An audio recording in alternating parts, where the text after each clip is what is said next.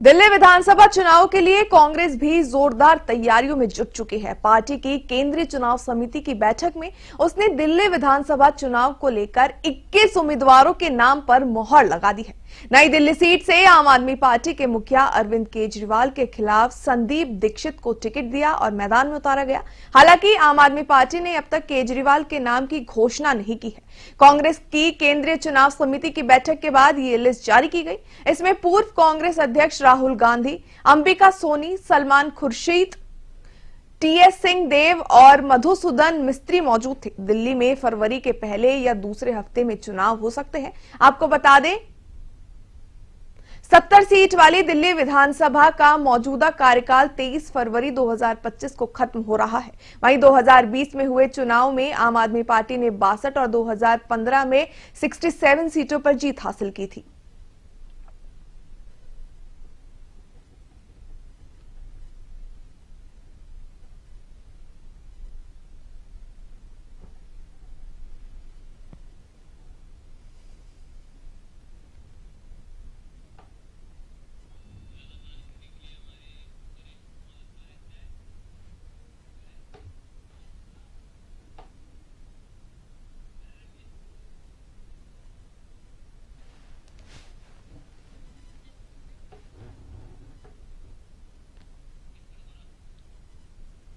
फरवरी 2025 में दिल्ली के विधानसभा चुनाव होने हैं, जिसके लिए पहले आम आदमी पार्टी ने उम्मीदवारों की लिस्ट जारी की थी, तो वहीं अब कांग्रेस ने भी चुनावों के लिए कमर कस ली है और 21 उम्मीदवारों की लिस्ट जारी कर दी है।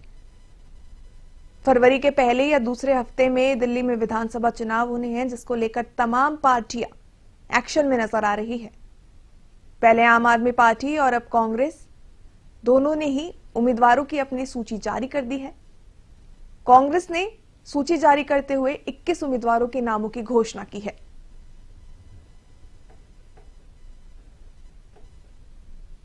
आपको बता दें 2020 में आम आदमी पार्टी ने 62 सीटों पर जीत हासिल कर अपनी सरकार को बनाया था।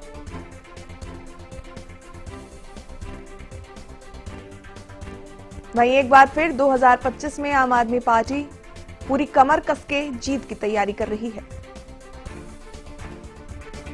फरवरी 2025 के पहले या दूसरे हफ्ते में दिल्ली में विधानसभा चुनाव होने हैं, जिसके लिए आम आदमी पार्टी, कांग्रेस और भाजपा समेत तमाम पार्टियां कमर कसती नजर आ रही है।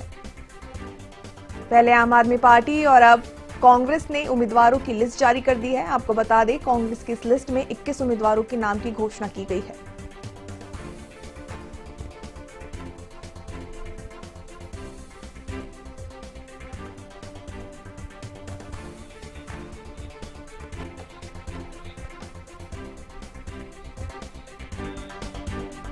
इस खबर पर ज्यादा जानकारी के लिए हमारे साथ हमारे वरिष्ठ संवाददाता रमेश पुरोहित जुड़ चुके हैं। रमेश जी, पहले आम आदमी पार्टी, अब कांग्रेस ने लिस्ट जारी करते हुए 21 उम्मीदवारों का नाम का ऐलान कर दिया है, तो ऐसे में देखा जा सकता है कि किस तरीके से फरवरी में होने वाले विधानसभा चुनाव के लिए तमाम पार्टियां कमर कसती नजर आ रही है। जी प्रगति सही कह रही है कि दिल्ली का जो चुनाव है विधानसभा का, वह भारतीय जनता पार्टी, कांग्रेस और आम आदमी पार्टी के लिए जीवन मरण का प्रश्न हो चुका है। कांग्रेस के लिए तो कुछ खोने को है नहीं, पाने को बहुत कुछ पड़ा है। बीजेपी की भी स्थिति यही है, लेकिन आम आदमी पार्टी के लिए जो है यह जो चुनाव है वह किसी तरह से कहना चाहिए बहुत महत्वपूर्ण इस रूप में हो जाता है कि वह लगातार 3 बार जो वहां सरकार बनाने के बाद में चौथी बार सरकार बनाने के लिए चुनाव मैदान में उतरेगी। और हरियाणा और पंजाब और खास करके अगर महाराष्ट्र की अगर बात करें तो महाराष्ट्र और हरियाणा में आम आदमी पार्टी वह जो करिश्मा वहां नहीं दिखा पाई, जिस तरीके से उसने जो है महाराष्ट्र और हरियाणा में चुनाव मैदान में उतरी थी, लेकिन पंजाब में वो जरूर कामयाब हो चुकी थी। अब उसके लिए जो लिटमस टेस्ट है कि लोग पसंद करते हैं या नहीं करते हैं इस पार्टी को, केजरीवाल को, तो ये दिल्ली का जो चुनाव है इस बार वो केजरीवाल के लिए बहुत महत्वपूर्ण है और खास करके राहुल गांधी के लिए भी, क्योंकि कांग्रेस की जो लगातार स्थिति जो डाउन होती गई चुनावी राजनीति के संदर्भ में अगर बात करें तो दिल्ली का जो चुनाव है बहुत महत्वपूर्ण होगा उनके लिए कि वो काफी लंबे अरसे के बाद शीला दीक्षित के बाद में वो जो है सरकार बनाने के लिए जद्दोजहद करती नजर आ रही है। और तीनों बार वहां पर जो है केजरीवाल ने कांग्रेस की जो हालत, कांग्रेस की ही नहीं बीजेपी की भी हालत, हालांकि केंद्र सरकार जो है बीजेपी की है, 10 सालों से वहां पर नरेंद्र मोदी की सरकार है, भारतीय जनता पार्टी का वर्चस्व है, लेकिन वह दिल्ली में सरकार बनाने में कामयाब नहीं हो पाई। तो उसके लिए भी यह जो चुनाव है बहुत महत्वपूर्ण रहेगा। इस लिहाज से अगर देखा जाए तो आने वाले 3 महीनों में जो चुनाव दिल्ली में होने वाले हैं, तीनों पार्टियों के लिए ये जीवन मरण का प्रश्न है कि सरकार किस तरह से बनाए। और रही बात कांग्रेस की, तो कांग्रेस में भी हालांकि गठबंधन की राजनीति के साथ इंडिया अलायंस के साथ में चुनाव मैदान में उतरने के लिए पिछले 1.5-2 सालों से वो प्रयास कर रही है, लेकिन वह लगातार राज्यों में जो है चुनाव हारती जा रही है। तो दिल्ली इस बात के लिए जो एक इनके लिए प्रयोग होगा कि क्या इंडिया जो गठबंधन है वो वहां पर अपना सर्वाइवल कर पाएगा कि नहीं। ये चुनौती है, ये अस्तित्व की चुनौती है कांग्रेस के लिए भी और आम आदमी पार्टी के लिए कि वो इंडिया अलायंस के साथ में मिलकर के दिल्ली में अपना वर्चस्व दिखा पाती है, बीजेपी से दो हाथ कर पाती है या नहीं।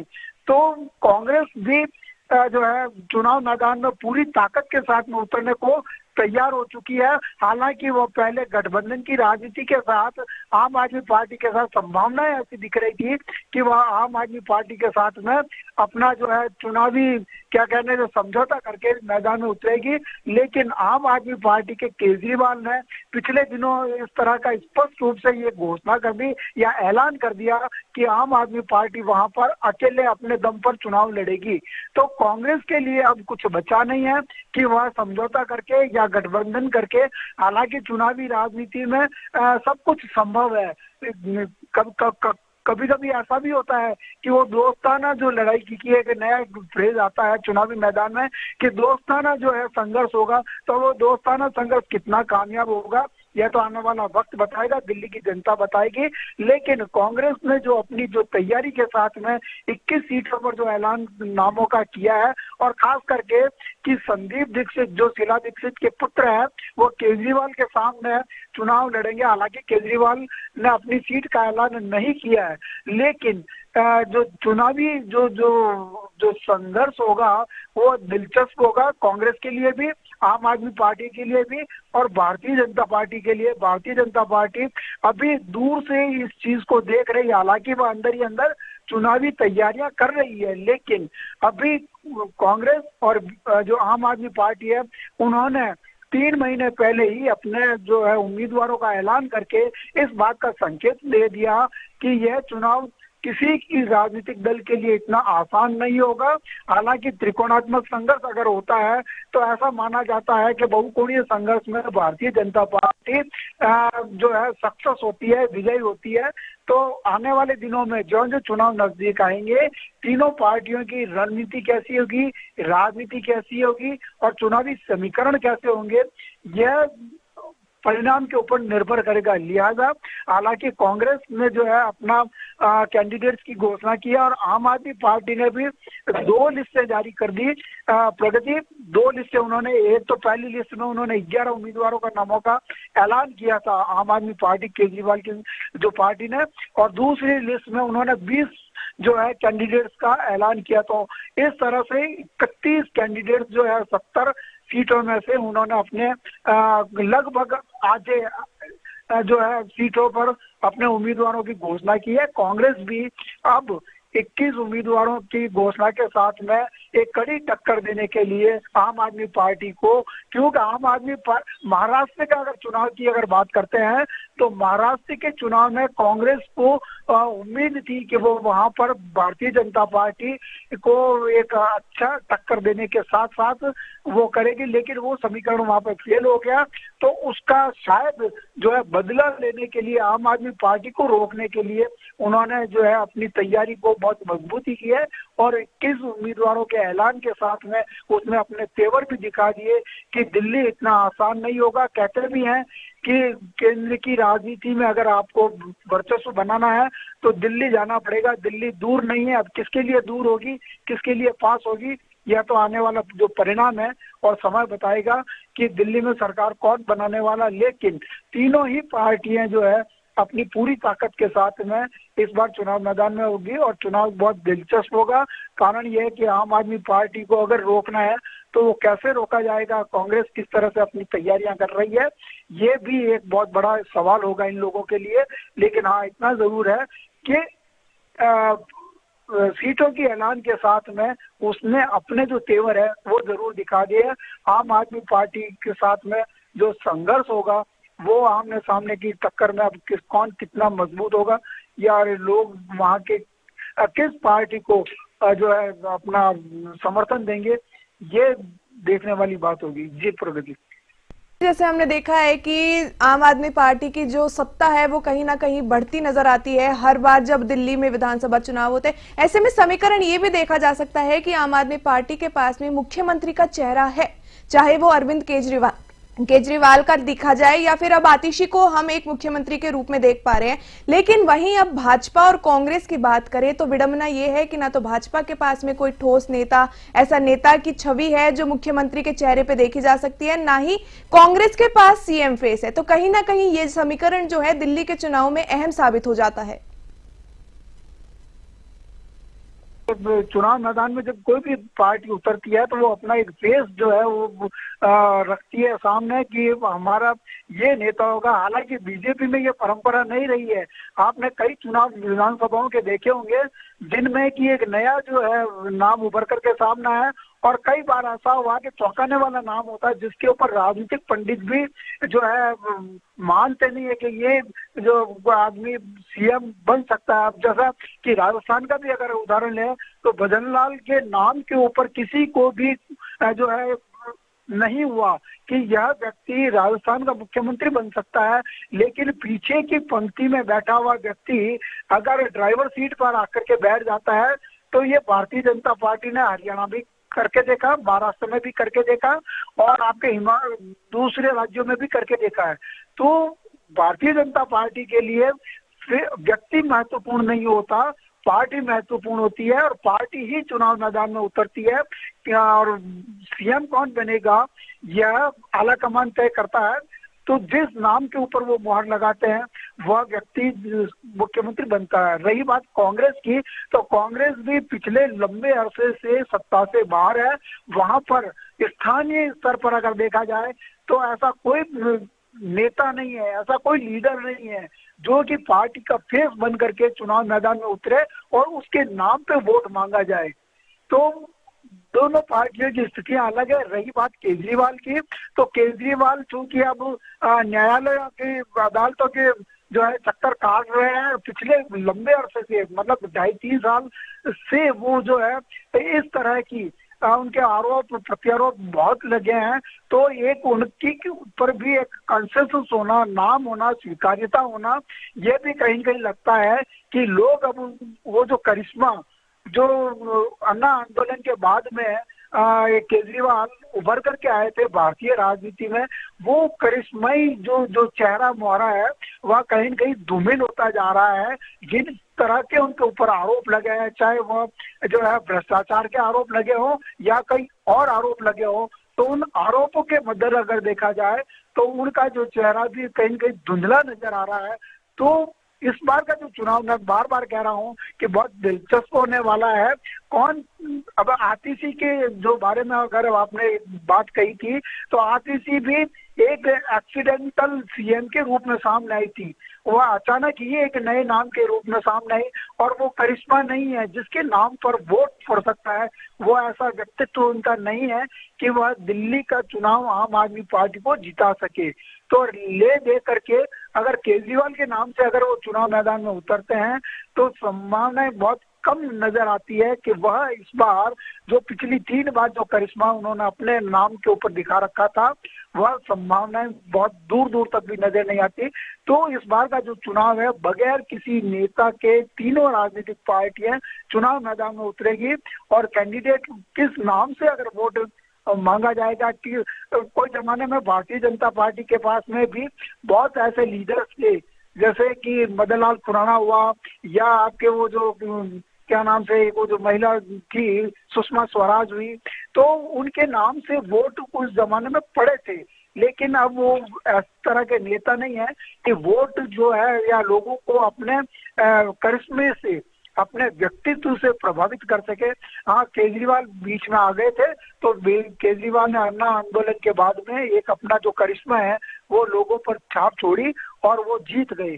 तो इस बार का जो चुनाव होने वाला है वह बगैर किसी लीडर के तीनों पार्टियां, मेरे को लगता है कि चुनाव मैदान में उतरेगी। और केजरीवाल के नाम से चूंकि वो कह रहे हैं कि एक ब्रांड राजनीति में बन गए हैं, तो वो ब्रांड कितना सक्सेस होगा ये आने वाली देखने वाली बात होगी।